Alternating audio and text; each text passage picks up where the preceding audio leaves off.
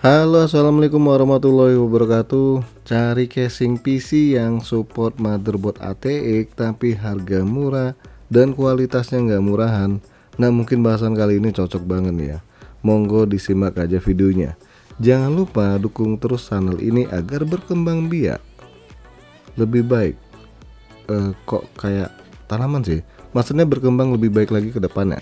Caranya tekan tombol subscribe, lonceng, kalau nggak keberatan tekan tombol thanks, isi kelasnya.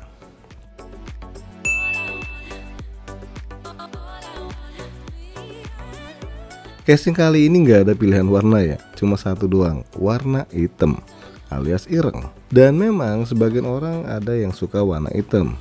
Kalau saya mah jangan ditanya, warna putih.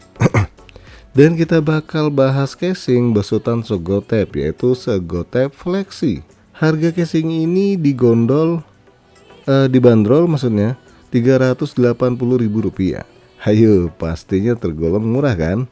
Dan di awal udah saya kasih tahu ya, casing ini bisa dipasang motherboard semua ukuran, standar ATX, MATX atau mini ATX. Distributor resmi merek ini pastinya juga udah tahu ya, S-Gear, sebagai distributor resmi merek Segotep ataupun Texware. Buat spek lengkapnya kalian bisa lihat di deskripsi ya. Saya kasih tahu aja spek singkatnya dari Segotep ini. Segotep Flexi ini bisa dipasang VGA maksimal 310 mm, tinggi CPU cooler 162 mm dan panjang power supply maksimal 200 mm. Bisa dipasang total 8 kipas nih, 3 di depan, 2 di atas, 2 di bawah dan 1 di belakang. Khusus bagian depan ini bisa dipasang 2 kipas ukuran 140 mm. Untuk radiator sendiri ini bisa dipasang 360 mm ya bagian depan atau 240 mm bagian atas. Dan storage-nya sendiri ini bisa dipasang 2 SSD dan 2 hard disk 3,5 inch.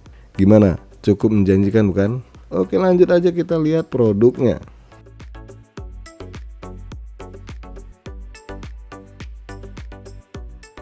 Dusnya ini khas Segotep sih ya. Informasi di bagian dus depan ini bener-bener minimalis nih. Tapi tampang casingnya udah kelihatan kok. Dan buat spek lengkap casing ini ada di bagian belakang dusnya. Silahkan diplototin, maksudnya dipantengin. Setelah dikeluarkan ternyata cukup menarik sih. Sederhana dan depannya ini udah full mesh ya. Jadi pastinya sirkulasi udara lebih baik lagi dibanding non mesh. Buat buka tutup cover depan ini gampang banget nih, gak butuh tenaga. Dan bisa kalian lihat ya, di bagian dalamnya ini polosan, bahkan gak ada dust filter di bagian meshnya ini. Di bagian depan ini memang ada dudukan buat kipas ukuran 14 cm ya, atau 3x12 cm. Pada bagian samping ini kacanya nggak full sebody, tapi mentok di atas power supply cover. Kemudian ada merek Segotep yang simple di bagian power supply covernya. Untuk penutup kacanya sendiri ini pakai 4 baut pengunci. So kacanya bener-bener polosan nih, nggak ada plat atau apapun di bagian penutup kacanya. Dan saya sarankan ini tetap pegang kacanya setelah melepas 4 bautnya.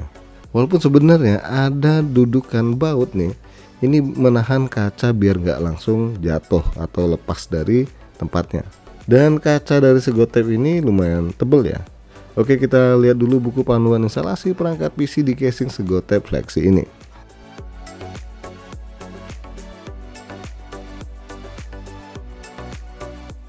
Jarak motherboard ke bagian atas casing ini terlalu deket ya. Kalau dipasang radiator ini khawatirnya kepentok sama profile RAM yang tinggi. Kemudian ruang kabel manajemennya cukup oke nih, cukup luas menurut saya. Dan bisa dilihat dudukan 2 SSD di bagian samping pas motherboard. Biar kata support ATX, ini ada lubang buat motherboard MATX. Sayangnya cuma satu. Terus ada 2 lubang manajemen di power supply cover. Di bagian belakang ini ada 7 slot ekspansi yang udah dikasih ventilasi. Nah, salah satu slot ekspansinya ini bisa dilepas pasang ya. Terus bagian penutupnya ini model geser dan full ya. Gesernya nggak nanggung kayak casing Texware sebelumnya. Lanjut kita buka penutup ruang kabel manajemen. Dan bahan penutupnya nggak tebel-tebel banget sesuai harga. Di sini ada beberapa cantelan nih buat kabel TIS. Cukup banyak sih, bahkan sampai di dekat power supply. So jelasnya mempermudah merapikan kabel. Kemudian dapat satu bungkusan baut-baut pemasangan perangkat casing di PC ini. Minusnya nggak ada baut panjang buat pemasangan kipas di bagian atas atau power supply cover. Kabel-kabelnya juga sama sih ya, udah black alias hitam. Ada kabel front panel, USB 2.0 sama HD audio, dan USB 3.0. Standar ya buat casing zaman now. Di bagian power supply cover cukup luas sih, dan dudukan harddisknya juga model umumnya casing sekarang. Tinggal buka dua baut pengunci di bagian bawah, terus kalian bisa geser posisi rak harddisk ini di posisi pertama ataupun kedua. Nah, dudukannya ini dibuat bolong-bolong ya, biar harddisk yang nempel di atas dudukan ini bisa membuang kentutnya. Panasnya. Kalau dudukan harddisk ditaruh di pertama, kalian bisa lihat ya, berasa luas banget buat power supply-nya.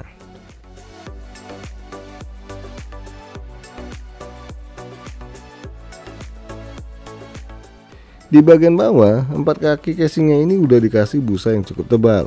Terus kalian bisa lihat buat pindah dudukan rak harddisk casing ini. Sama ventilasi buat power supply-nya dibikin gede ya. Dan udah ada dust filternya. Di bagian atas seperti biasa ada dust filter magnet. Miring bos. Apanya yang miring? Dust filternya. Lah iya juga sih ya. Saya lupa benerin pas lagi syuting. Alah. Dah. Tergolong cukup luas ya ventilasi udara di bagian atas ini.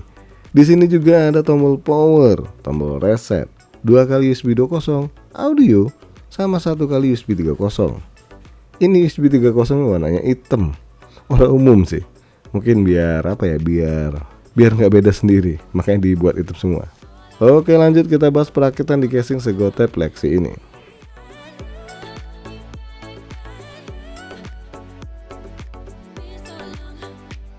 Di sini saya pakai motherboard MATK yang lebar dan ternyata menutupin 3 lubang kabel manajemen di sampingnya. Dan memang gak ada kendala di saat pemasangan motherboard ini.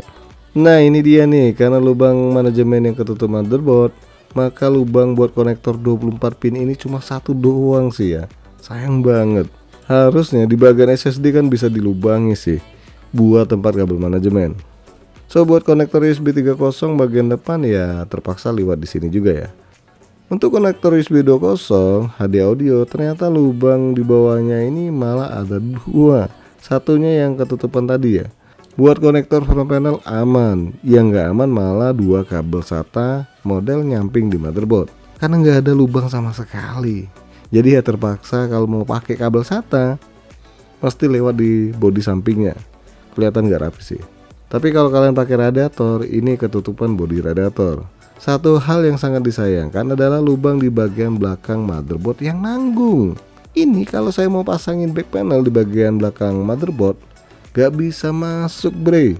Ya terpaksa deh bongkar motherboard buat masukin back panel ini. Buat pemasangan power supply dan radiator aman sih ya. Memang saya taruh di bagian depan radiatornya. Kalau nggak salah sih kipas radiator ini kepentok sama profil RAM yang saya pakai ya. Makanya ditaruh di depan. Untuk kartu grafis dan kipas ini aman dan terkendali. Buat pasang harddisk juga enak kok, karena ruang di bagian power supply cover cukup luas. Dan begitupun juga menyusun kabel-kabelnya ini cukup mudah. Kalian bisa lihat hasilnya bagian depan maupun belakang. Belakang dulu deh, baru depan. Samping bos. Mau lihat apaan samping? Input output. Alah.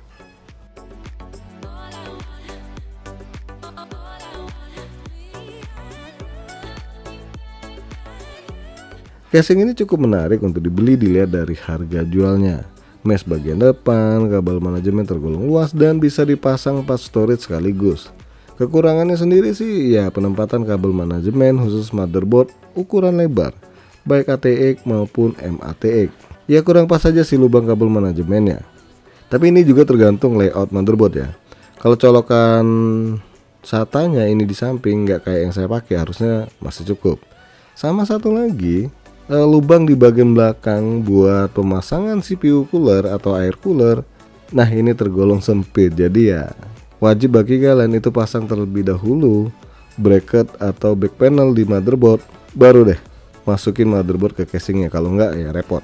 So bagi kalian yang cari casing ATX dengan mesh di bagian depan, harga murah dan kekurangan yang udah saya jelasin, monggo dipinang aja casing besutan Segotep ini. Sekali lagi jangan lupa support terus channel ini dengan cara subscribe, like, dan share. Terima kasih udah mampir di NK Channel.